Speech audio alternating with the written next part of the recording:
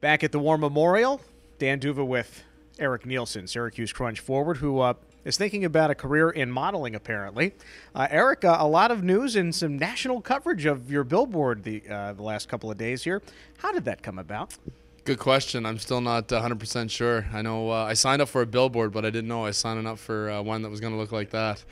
But they kind of just said, "Do you want to be on a billboard?" Howard approached me, the owner, and he had an idea, marketing idea, and I'm all for it, jumping on board, trying to get more fans in the seats at the War Mem here.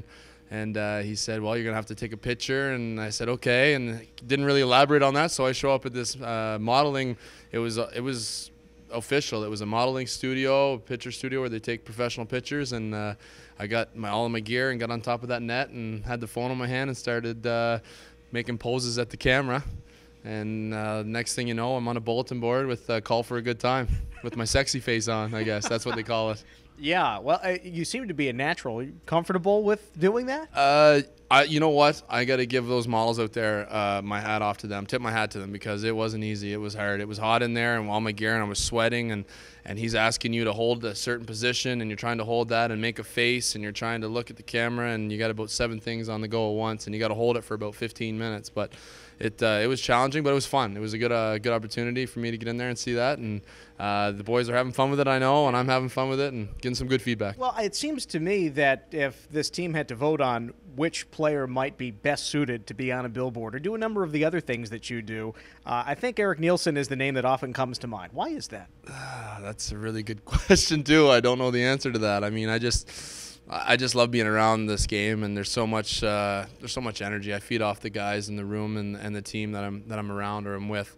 And I just show up to the rink every day and make sure that I have fun and the guys around me have fun, because at the end of the day, it is a game, and you got to have fun playing it. And it's a lot more fun when you're in first place and when you're winning too, right? So. And certainly the Syracuse Crunch are in first place going into the weekend, 79 points, most in the AHL.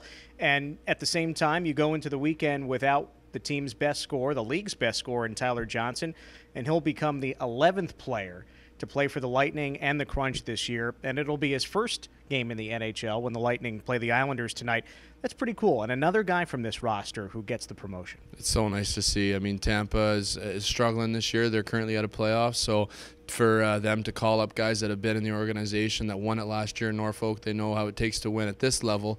For Stevie Yzerman to give him that opportunity up at the big club is great. I'm so proud and happy for those guys to get up there and get their chance. And every guy that's gone up, you've seen, has made an impact. I mean, right away they've done great things and have shown Steve Y and the Tampa Bay Lightning that they can play at that level. So I'm happy for it, and Coop's doing a great job here getting those guys ready. It's all an well-oiled machine, and it's working pretty good. You've got a guy in the lineup for the weekend now, just coming over from the Norfolk Admirals, and Dan Sexton. Syracuse fans know him because he was with the Ducks when the Ducks were here. And how do you welcome in a guy like that who is in a very interesting place that he's been on now both sides of this Norfolk-Syracuse rivalry? Yeah, we open him with open arms. I mean, he's a family now. The other day he came in, I met him, and just a great guy. I played against him. I know what he brings. He's tough to play against. He's fast. He's good with the puck.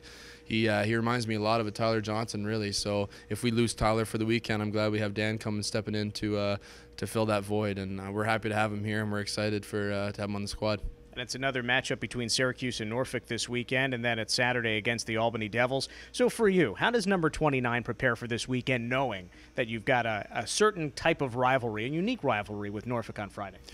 I think, Dan, you don't prepare any different. It's what we've been doing as of late have worked. We had a great road trip in St. John's, getting 4 out of 4 points there, and the guys have really pulled together the last little bit here. And I think down the stretch, we only have 16 games left, so every game, every 2 points is crucial.